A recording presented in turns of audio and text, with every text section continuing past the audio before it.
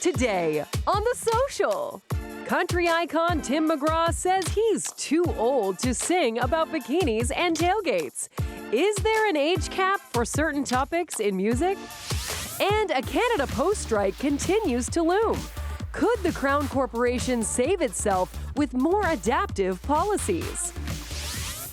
Then, from bannock to bison to birch dessert, a taste of spring through progressive Indigenous dishes made with local bounty. Plus, April showers have brought May flowers to your beauty routine, floral makeup and skincare products that'll have you bloomin'. It all starts now on The Social.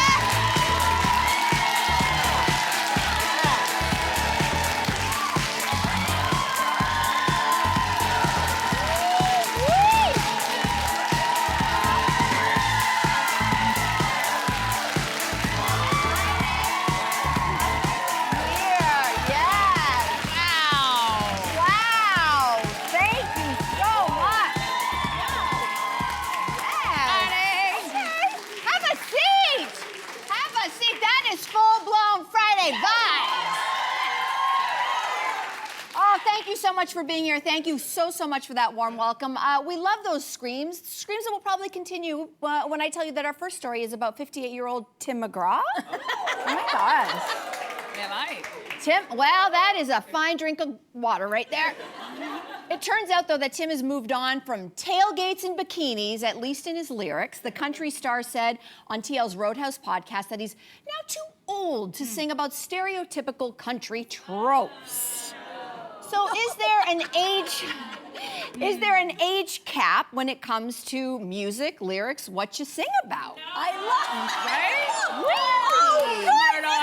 Wow. Smart audience. This is very funny. Okay, I see what you're saying. Like a musician, sure, they can write lyrics about whatever they want, but don't you kind of feel like there's this unwritten contract between them and us, and that we grow with them, like we'll keep showing up for them as they evolve?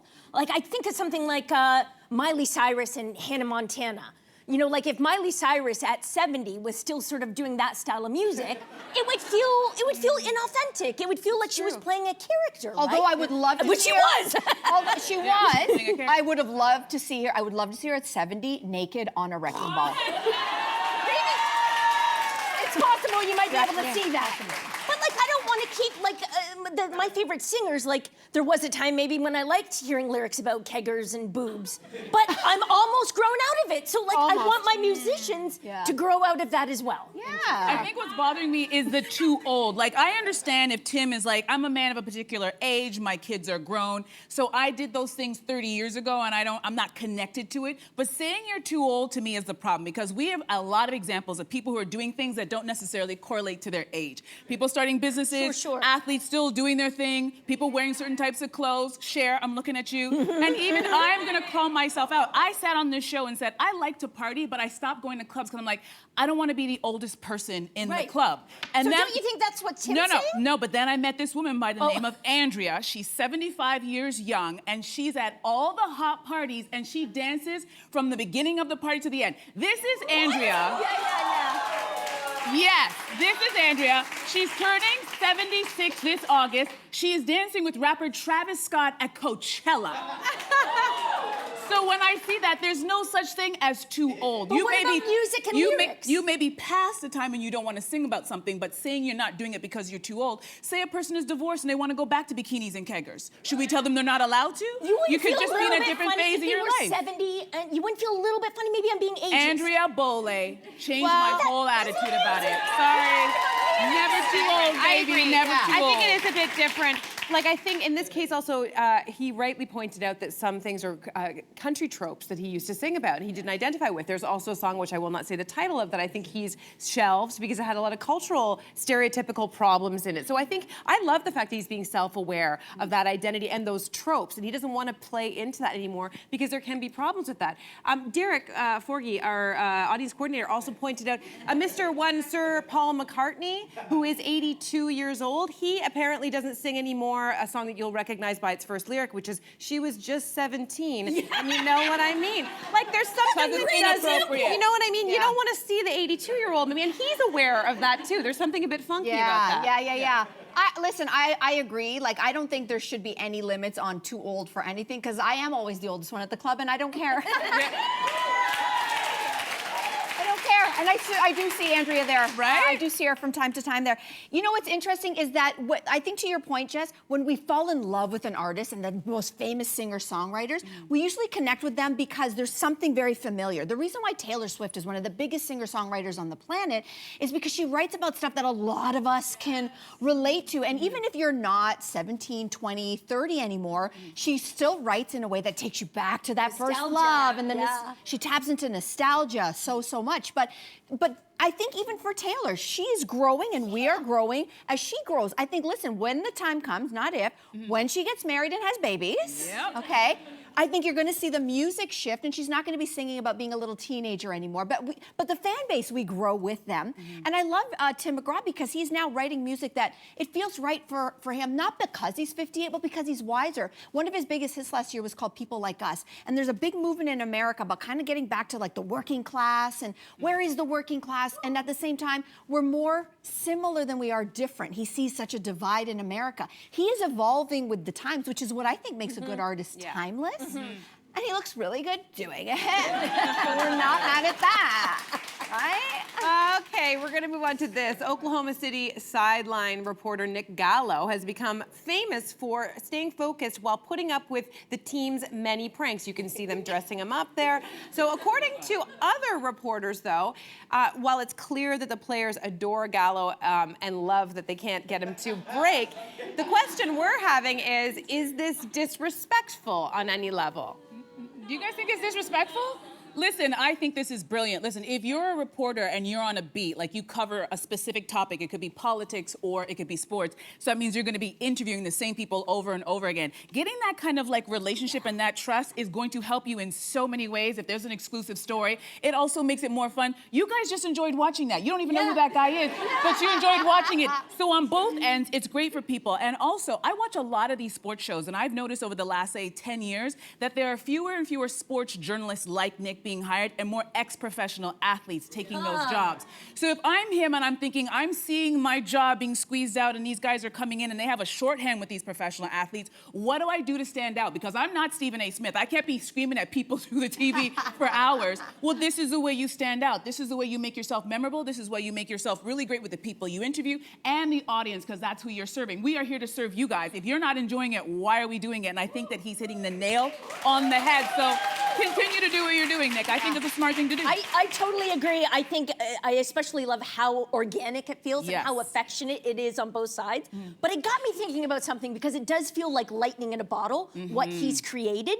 And what does he do after that? It made me think about the relationships between someone like Jimmy Kimmel and Guillermo, like his sidekick, or Conan O'Brien and Andy Richter. Like Andy Richter and Guillermo, you know, they're not unsuccessful, but I think when I certainly think of them, I think of them tied to those other people. So it's almost like they cornered themselves. And so I worry about Gallo, like where will he go from here? Like this role could be the win of a lifetime, but it could also be a massive hurdle for him to get over. Yeah, that's a great idea. I got somebody on the phone who I thought could give us a little bit of insight. We all know Kayla Gray, who is our great friend, and she's a great reporter at TSN, and she travels with the Toronto Raptors, and she's got an amazing relationship with the players and has had that for many years. And I called her and I said, talk to me about Nick Gallo, what do you think? And she said, you know, it's a double-edged sword. Overall, she thinks it's a benefit to have this rapport, and that's great when the team is winning. And OKC just came off of one of the hottest seasons they've had in a very long time.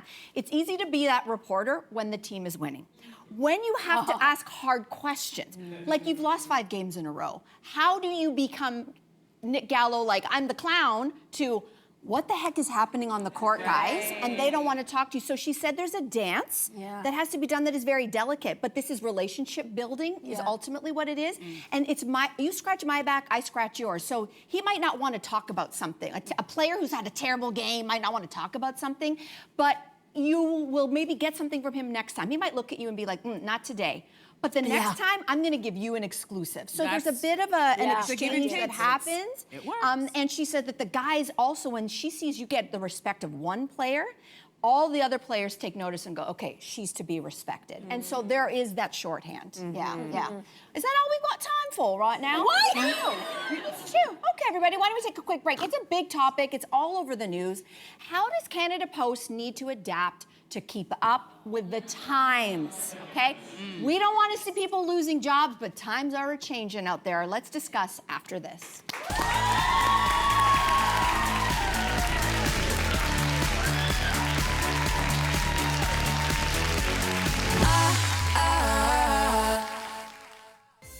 Next week on The Social, actor and comedian Jack Annanen sits down to talk awkward transitions, hilarious missteps, and Adults, the new coming-of-age series. Okay,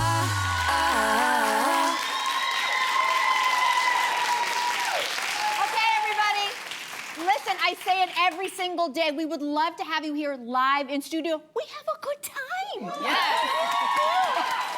And wait, Melissa, you gotta remind them how much are the tickets? Oh, yes. Oh, wait. First of all, QR code is on the screen, and the tickets, Andrea, are? $3.99, baby. $3.99, the best price ever. All right, so let's move on to the very important stories. So a Canada Post strike continues to loom over us. Negotiations seem to have stalled, and workers are refusing overtime. According to their annual report, the last time Canada Post made money was back in 2017. So what do they need to do to adapt to changes in our society? Who wants to take this one on? Anybody here work for Canada Post? I'm just curious. Okay, yeah. I mean, listen, nobody wants to see anybody lose jobs, but you also don't want to see what we saw happen with the Hudson's Bay, which is the entire company shuts down. So they got to figure out something.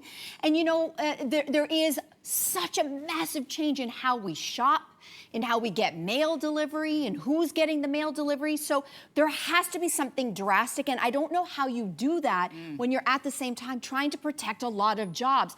But I do say, you know, there's things that are not realistic. I was reading, because, you know, as one does, you read the collective agreement of the unions with Canada Post, and there was a clause in there that just blew me away, which is basically, you are basically guaranteed a job for life. That doesn't sound realistic in 2025. No. And, you know, I would wish that for all of us. It's just not realistic. Not only have they not made money since 2017, they have lost $3 billion since then.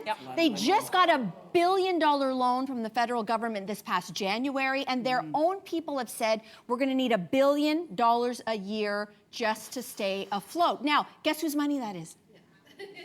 That's our money. And how do we feel about that? You know, that's where it gets really, really hard. What if? Okay, you bring out some wonderful stats. It's very, very interesting. But I wonder if it's incumbent upon us to shift the way we think about Canada Post. You referred to it as a business, but I think of it more as this vital public service. The idea like a library, the idea like a fire department, the idea of like road maintenance. You know, we don't expect our roads to make money, but we all use them.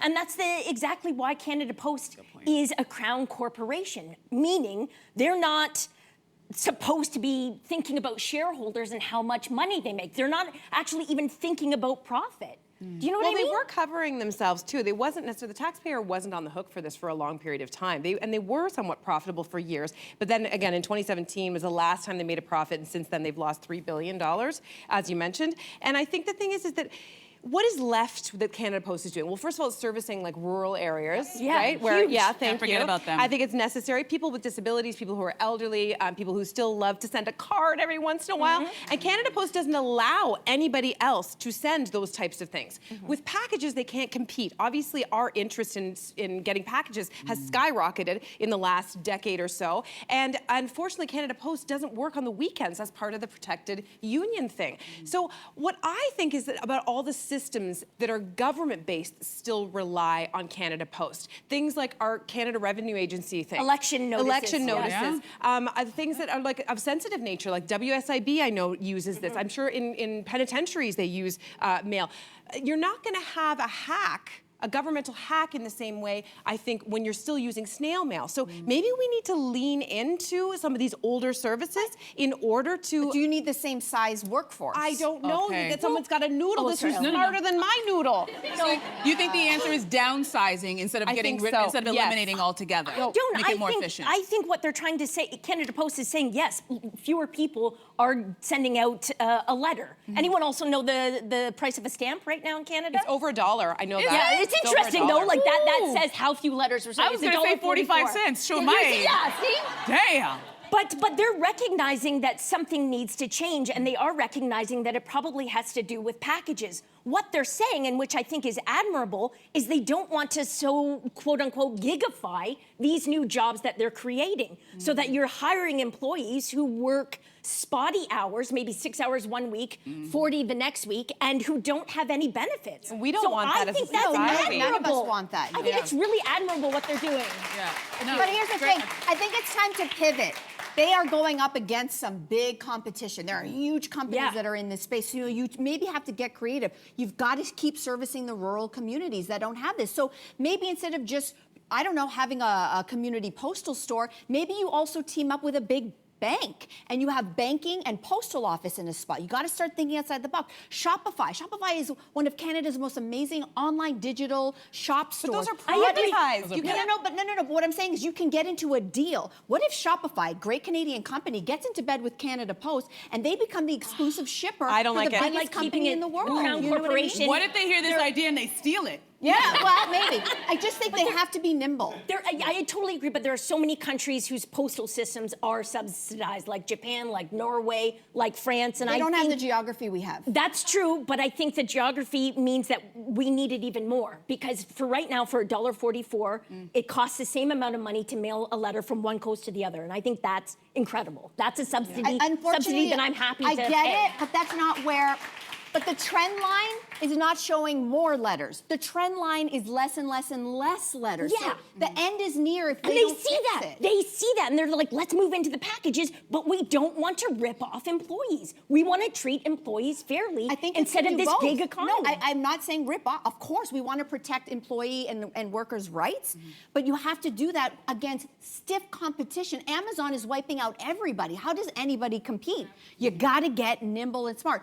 With people much smarter than us, But then obviously. again, I'm just going to say this Yeah. one more time, is that the systems then need to change as well, because the government isn't ready to make all these shifts. Yeah. They still require people with a pen and a piece of paper to fill out certain sensitive forms and send them in the mail. Yeah. So until that system is up to snuff, you need Canada Post, and you need these workers' rights protected. It's like they all go hand in hand. You can't just flip a switch and So then are fix you that. okay that the government, Canada Post has said they need $1 billion a year to stay afloat. They are insolvent. They are not a viable business. Yes. Are you okay giving them $1 billion a year to What I'm stay saying is afloat? that right now the government needs to be working on fixing these systems so that they can go in hand and make adjustments together going forward. They can't go with them together. And you asked a really interesting question, and we do have an audience in front of us. How do you guys feel about spending $1 billion a year to keep Canada Post running? How do you feel? Just check the temperature in the room. You're wow! It's half and half. It's half and half. Half and half. Yeah, Very it's half and interesting. Disagreed with me about lyrics, but all on workers' rights here. Around, Jess. That's what you do. Bring people together. Let's meet up after the show for a drink. Let's be clear. Let's be clear. We support workers and we support workers' rights. We want people to keep jobs. We don't want Canada Post to shut down. We got to figure it out. We got to figure it out. Got to figure it out.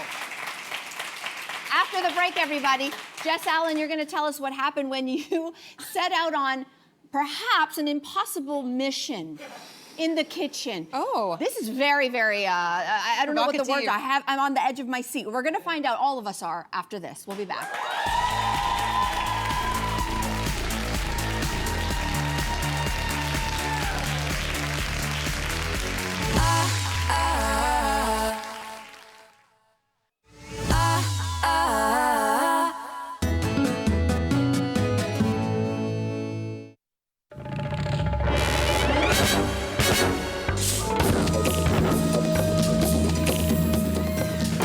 Welcome back, everybody.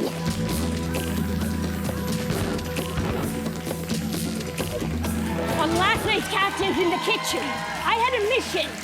Some might even say it was impossible. To make the coconut cake that Tom Cruise gives his favorite people every Christmas. Take a look. We're making that famous coconut bundt cake that, legend has it, Tom Cruise orders from this bakery called Doan's in LA every Christmas, and he sends it to his favorite people. So if you're on the Tom Cruise coconut gift list, you get so excited. People post about it all the time. Very famous people get this cake, like Tom Hanks, like Renee Zellweger, like big names, and they love this cake. It's not Christmas, but the latest Mission Impossible comes out today. So your mission, ladies, should you choose to accept it, is to taste this cake. Oh my gosh, mission accepted. I'm gonna be honest, I started a long time ago because it looked too good. Now, I'm assuming that the bakery hasn't published the recipes, so how did you make this, my dear? Andrea, that's a great delicious, by the way. A great question. You have Tom on the... Tom on speed dial. I'm just gonna take these off. My hands are incredibly sweaty. Oh my God. It's hard being a spy. But there are a lot of copycat recipes for this from that famous bakery, Doan's, outside of LA. And a lot of people try to use some hacks like instant cake mixes, make it super simple.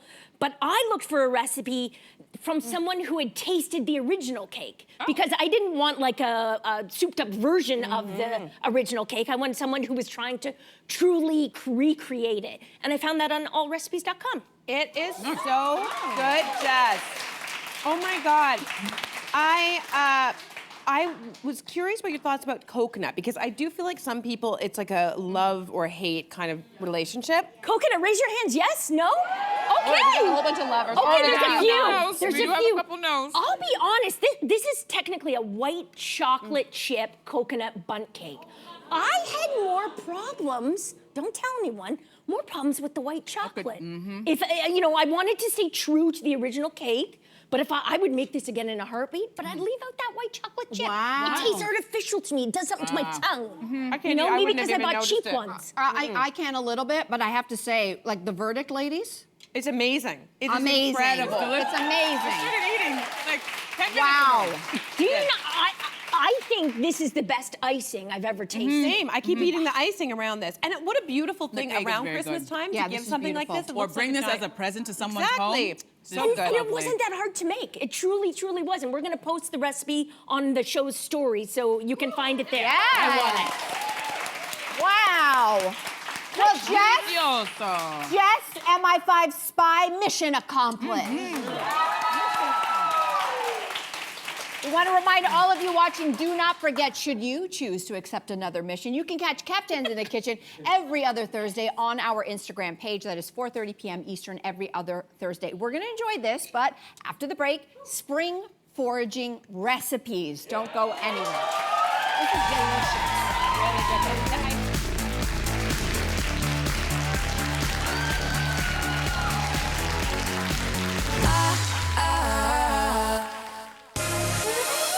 This is probably one of my favorite food segments in the history of the show. Things are heating up in our kitchen. The last thing I debearded was my chin last night. Tips from some of the world's brightest culinary stars. A tavola a mangiare. And tricks to save at the checkout that never skimp on taste. I've never had a cauliflower this good in my life. Sorry, I'm talking about It's familiar, but elevated and exciting. See what we're cooking up this season on The Social.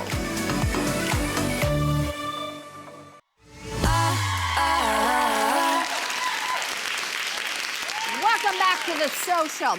Our next guest is the visionary behind Na'agin, which is a progressive Indigenous dining experience located in Owen Sound. And drawing from the land and waters around him, he forages local ingredients to craft dishes that offer more than just a meal. They tell a story rooted in culture, place, and season. Today, he's sharing a taste of spring with us. Please welcome Chef Zach Kijig. Thank you very much. We're delighted to have you here. Yes, thank you, I appreciate it. Thank you for having me. And Chef Zach, can we start off with some congratulations. You made the Canada's 100 Best Restaurant list, which is a huge, huge deal. How does that feel? Well, I was very, very excited. You know, not only place number 9 on the best new list, but number 92 on the list overall. Yeah. Wow.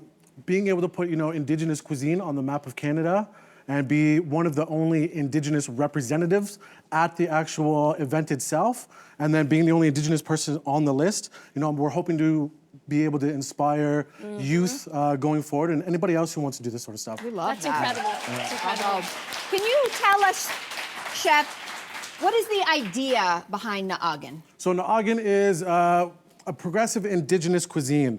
So we showcase things that we forage, we grow ourselves, we source locally, and then just these past few years, we've been very, very lucky to be able to start using wild shot game in our cooking. Oh, wow. So we showcase that throughout a 12-course tasting menu for 17 guests in our restaurant in Old Town. Wow. 17, Yes, what ma'am. an intimate Very, experience. very intimate, yeah. Oh, that's magical. So I think what's especially magical is what I'm seeing here before us. And I think, Mel, I can speak for both of us, we're ready to start tasting. We are ready. Yes. Let's go. Good, good. So tell us about your first dish, and it's a traditional take Yes, on bannock. on bannock, yes. So this first dish you see here is something, we call it bikweishgan, or something my grandmother would make. So when I was younger, my grandmother would make this bannock dough for us. She would roll it very, very thin, wrap in hot dogs, deep fry it, and then we would dip in ketchup and mustard. It's delicious. But as we started doing these tasting menus, we wanted to introduce people to this bread. So on the bottom, it's a bannock we make just before guests come. We fry it very quickly. There's some hung yogurt. We smoke some trout. There's a bit of New Brunswick caviar, and then we garnish it with a little bit of herbs that are just popping out of our garden right now. It is spectacular. Good And job. every single little component comes through right in this Yes, little guy. yes, yes, It's yes, beautiful. Yes, good, good, good. Delicious. What a great start. I understand you also chose to do non-alcoholic pairings Yes, yes. on your menu. Now listen, I stopped drinking 3 years ago. I'm very happy about this, but a lot of people didn't stop drinking, and so why did you decide that was the way to go? Well, I wanted to respect my culture. You know, there's a big stigmatism about Indigenous people and alcohol. Yep. And you know, being an Indigenous man myself and opening up an Indigenous restaurant, I didn't want to feed into that stigmatism. So I was very, very fortunate a few years ago to be able to do a stage at Pro Morissette in Jordan there, And they do a non-alcoholic program there. So I went there specifically to learn, you know, how to make some juices, how to make kombucha, and things like that. Because I feel, you know, alcohol or non-alcoholic drinks should be right up there with alcohol or non-alcoholic drinks, right? Agreed. Just as creative. Well, we put so much time and effort into this stuff, it needs to be on the same sort of level. Well, you've brought us a couple to try, so tell us about this first one, which is a tea. This first one is a tea that we make. We actually make a very strong tea with a bunch of sugar. We set it with a SCOBY. And then later on, we strain it out, and then we've blended in a bit of sea buckthorn. Wow. Okay, Yes, can you yes. So wait, is this a type of kombucha or what It is this? a type of kombucha. Like normally, because I made this on Thursday, normally we would let this sit for another few days just to get a little bit more carbonation in it. But it's pretty tasty the way it is right now. Is it? This is It's good, it's good. gorgeous. This is amazing. Yeah, so this would pair with maybe a fish course or something that we would, because it has that high acid, right? Love it. Let's move on to your second dish, which is made with bison. So Yes. why is that your protein of choice? Over the last few years, I wanted to make a conscious, you know, decision to start using more traditional ingredients that, you know, our people were eating. You know, we weren't eating chickens, we weren't eating pork, you know, we were eating venison, eating deer, and then some Anishinaabe were eating bison. So we were very lucky to find a bison farm just outside of Owen Sound called Snowy Creek Bison. So on the bottom, it's a cracker that's been made with wild mushrooms we foraged last year. So pretty. I don't want to eat it, but I will. There's a ramp emulsion, the bison tartare, and then little herbs that we forage in the garden and out in the woods. Yes, it's good, huh? This is stunning. Yes, thank you. I wish we could share this with everybody. It's so good. Can you just talk to us again quickly about the base? I'm obsessed with mushroom. The base is these mushrooms over here. So we're lucky that around our area, there's tons of wild mushrooms that grow. So we pick these mushrooms in the peak season. We cut them up and we dehydrate them so they're really, really, you know, kind of hard almost. And then later on this year, we're able to blend them, sift them through a fine sieve, make a cracker, or, you know, we can add it to breads or tarts and things like that, you know, to be able to have an umami kind of flavor. Oh, it's wonderful. Just wonderful. I don't even know how you can get better than this, but we are going to end with a birch dessert. Birch dessert. So let's first talk about this gorgeous presentation. Yeah, so with this dessert, we wanted, you know, Wow. Wow. So, Waterfall. yeah. So with this dessert, we really wanted you to feel like you were out in the woods, you know, early in the morning, foraging mushrooms in the fog almost. Yeah. Oh, Yeah. sorry. So this is it? This Yeah. is it? Okay. So on the bottom, Tell us about it. it's a sort of a tart that's been made with chaga. On top is a cremeux that's been made with something called rabbit tobacco. We have a praline, and then we have some a little bit of wild flowers that are growing out in the wild right now that we just foraged. This is spectacular. Yes, thank A you. quick question here. Rabbit tobacco? Yes. It's So not this- what I think it is. No. It's not the tobacco. No, you smoke. rabbit smokes. So this is something that we were able to get. You dehydrate it, but if you smell it, it almost has a slight vanilla smell to it. Oh, wow, smell like caramel, too. Yeah, it's caramel almost. So our people, you know, they would harvest this, they would make a tea out of it, they would chew on it before battle. So we wanted to use it in a culinary sense. Yeah. And to have that in a dish, and this is where we're at now. Wow. Come on. Unbelievable. So you're pairing our dessert with another drink. Will you tell us about it? Yes. So not very many people know, or some do, but you can use dandelion root and chicory root almost as a coffee substitute. So what we've done, as you see here, we've harvested all of the dandelion roots. We treat it almost as if we were roasting, you know, coffee beans. We roast them till they're black. We steep it. You know, there's a bit of hazelnut milk in there. And then we sweeten it slightly with maple syrup that's from Nawash, from the reserve that I'm from. Describe this. Can you describe this, Jess? Ooh, it tastes like a wonderful treat. It tastes, but it has a woodsy. Yeah. It's almost like I don't know. The cooks say it almost it's like a cappuccino, eh? Like a nice, Yes. almost like that. Like you don't get that real dark bitterness from like you would coffee, but it almost has that same sort of flavor. Yes, it does. Oh my gosh, this Wow. is good. This has Good, been good. completely mind-blowing. I appreciate it. Thank you very much. Phenomenal. Thank you very much. Team McGraw. We appreciate it. So different. Yeah. Thank you. And delicious. All right, check it out. Again, congratulations again to you and all the staff. Yes. That is so huge. Let's take a quick break, everybody. After the break, floral-infused makeup and skincare with beauty expert Carly Ostroff. We'll be back.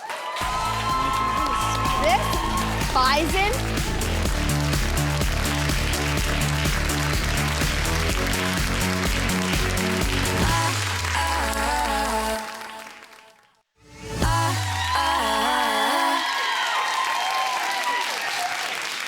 Welcome back. So April showers, as we know, brings May flowers, not just outside, but in the beauty world too. Yes, and from roses to peonies, our next guest is here with her flower-powered picks to elevate your beauty routine this spring. Please welcome beauty expert Carly Ostroff back to the show. Good to see you.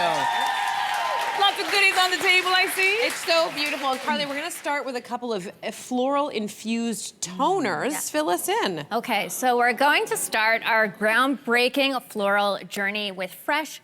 This is a brand that's so good at taking these natural ingredients and then amplifying them using modern science, so we get the best of both, and you see that in these toners. Okay. So we're gonna start with something new. That's what you have here. This is the Lotus Youth Preserve Exfoliating Toner. Youth Preserve, Yeah. let's preserve it. Okay. We heard youth So- and we're in. It helps to improve the signs of dark spots. That's so pretty. Yes, that's a super lotus. It also helps to smooth. It gives the skin great radiance.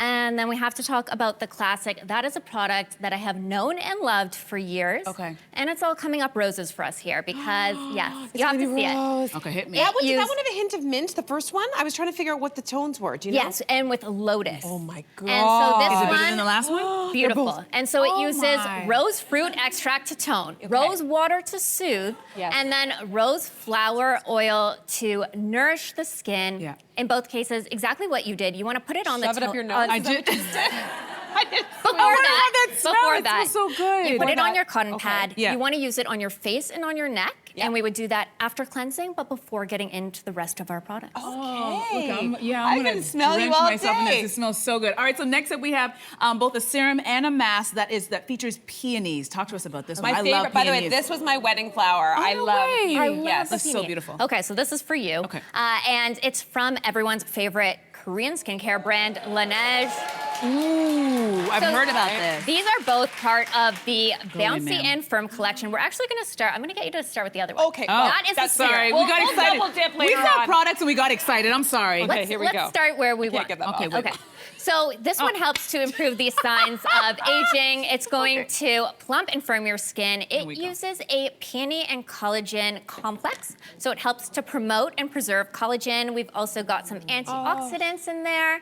So we have vitamin C, E, and algae oil, so it's really nice and nourishing. And then you jumped the gun, but we'll go back to it. I know, I saw pretty packaging and I dived. Okay, we're gonna go back into it. So this is like the holy grail product from Laneige. It's really one of them that put them on the map. It is the overnight mask. Okay. And in this collection, it uses that same peony and collagen complex. So you get overnight benefits, but also long-term benefits because it will continue to make your skin firmer and bouncier. Yes. Sorry. Love it. I'm gonna smell like a bouquet of flowers by the time this is done. We're lathering nice and ourselves. light scent too. And this one, so we want to apply this before bed on our faces. Yeah. While you sleep, let it do its thing and then rinse it off in the morning for an extra shot of hydration. You can layer them. So first you want to use the serum and follow that up with a mask. Okay, and then you rinse it off in the morning. Okay, Yes. or you could leave it on. Or you leave it We'll on. rinse it off in the morning and then start again at night. And do a fresh layer. Okay, Okay, good. I like that. Okay, so moving on now with a hand serum with cactus flower being one of the main ingredients. Like I think cactus, I think dry. Yes. But tell us how this works. So this is a product that I filed in my If You Know, You Know category because I never knew I needed a hand serum in my life until I tried this one from Cydia. Okay. So Cydia is a Canadian brand and it was inspired by the founder's grandmother and her deep appreciation for self-care. So thank you, Cydia. And it's got some really interesting ingredients like that cactus flower extract. it's good. It has prickly pear and shea butter. It's nice and lightweight, fast absorbing, it soothes, it softens. The scent that you mentioned, it's called Nirvana, and it is meant to smell like desert roses after a rainstorm. Listen, we're in. Everything smells so Okay. good, and it feels good. I like the consistency. It feels really good. That's why I'm lathering myself in it. And in my expert opinion, if you need that, Yeah. you need the matching candle to go with it because it really sets the ultimate This is self-care a vibe. sexy vibe. This Like, is I a think weekend you just vibe. Yeah. This would basically be a great like thing to do. set the mood Yeah, with absolutely. All right. So let's get into makeup now. This is a tinted serum infused with Vitus flower. Am I saying that correctly? Vitus flower, I Vitus believe. flower. Yes. Okay. Okay, so this is from Wattier, which was one of my favorite Canadian brands. Okay, and this is the Perfection Glow Boosting Tinted Serum. And you know how sometimes you see a product and you know it's gonna be good? That's this, because if you're looking closely at the formula, you can see it uses a micro droplet technology to give you the most even and flawless complexion. It basically takes the best of skincare and the best of makeup, brings it together as this tinted serum that gives you a really nice, healthy glow. It's made with 98% natural ingredients. So we've got that Canadian ginseng with the Vitus flower, which helps to hydrate, it nourishes, and it protects the skin from natural aggressors. It's really It's really good. It's And so you have beautiful. my color, girl. I got it. Does my color. It comes in a great range of colors. Okay. And is this hydrating enough to replace your daily moisturizer? So we're not going to swap out our moisturizers. It's going to be our business as usual with our routine, but we're just going to give ourselves an updated, enhanced serum. Oh, I gotcha. love it. Yeah, that's great. My hands, I've just like You dropped. smell incredible. I know. You do, you do. Okay, so moving on now to another rose-infused products. This one is actually for our lips, so tell us about it. A little treat from for our lips, and this is from the French pharmacy brand called Nux, and this is the Very Rose Plumping Lip Serum, and that it does. So I've got one for each of you. This Okay, is thank so you. cute. And this is for you, it darling? instantly plumps. It gives the lips this natural kind of glossy finish. Okay. It's made with 98% ingredients of natural origin. So we have rose oil extract to hydrate, and then we have a natural hyaluronic acid to plump. And then the kicker here is this combination of chili peppers and menthol. Oh. And so it gives. Is it gonna burn a little bit? No, you know what? I thought it would. It's this very slight. I layered this. I know you went in. I can't. And then you heard It's on, chilies. Yeah, it's on top of my regular. And then it builds, but it's also tempered because it has this light vanilla scent, actually. And don't we all just love when our lip products are not sticky? Oh, I'll tell you, I've just worse when they're sticky. so The good. worst. It's not sticky. It does not tingle. It feels nice, and it actually I got a little bit on my tongue, and it tastes good.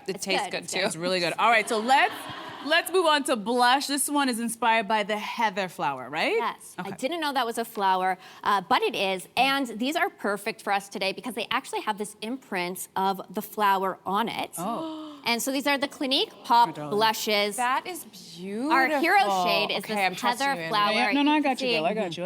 I'm It's not gonna... such a perfect floral flush. Right? These are vibrant, so natural looking. And they Thank go you, Andrea. on. Thank you, darling. That was Yeah. good. You can see it's gone on virtually powderless. To Yeah. blow your mind, we actually put it on my eyes. Oh. So dual purpose. Seriously, that. I love that. And it's a buildable color, so you can do something that's more sheer, or you could go bolder. It's nice and soft. Thank you. Okay. Love it. Yes. Okay, finally, you have a bouquet for us in the form of nail polish. Yes. Tell us about this. Okay, so we can paint our nails in every shade of the garden. These are the Sally Hansen Miracle Gel polishes. These are such a good, affordable buy. I grabbed them at Walmart and I handpicked all of the floral shades. Lovely. Yes, I did the hard work. So we have some really fun options like Violet Voltage. We have Rose and Shine, which I'm wearing. We have Knowledge is Flower, Little Peony, such fun shades. And these are really the easiest way to get that ultimate gel kind of manicure, but you could do it at home. You wanna use your color, seal it in with your top coat, and then you have that ultimate chip-resistant formula, so you get that long wear, no UV lamps required. That's so good. that. And that is so easy to apply. Yeah. So when it comes to removal, can you use regular nail polish remover? Yes, whatever you already have at home, no need to head to the salon. Amazing. Oh my gosh, Carly, this has been so much fun. Thank you so much. For a recap, make sure you head to our YouTube channel after the show. And guess what, studio audience? We're sending you home with some floral-inspired products of your very own. Yes. All right, everybody, stick around. We'll be right back. I know, right? So fun.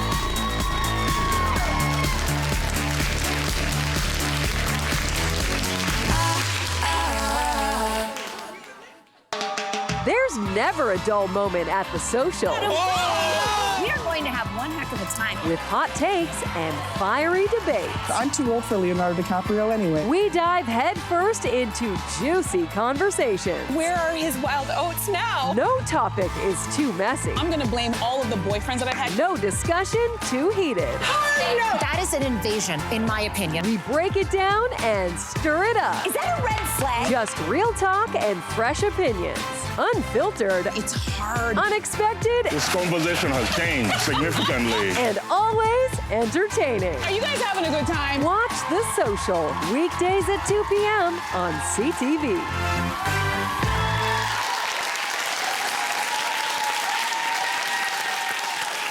We're back.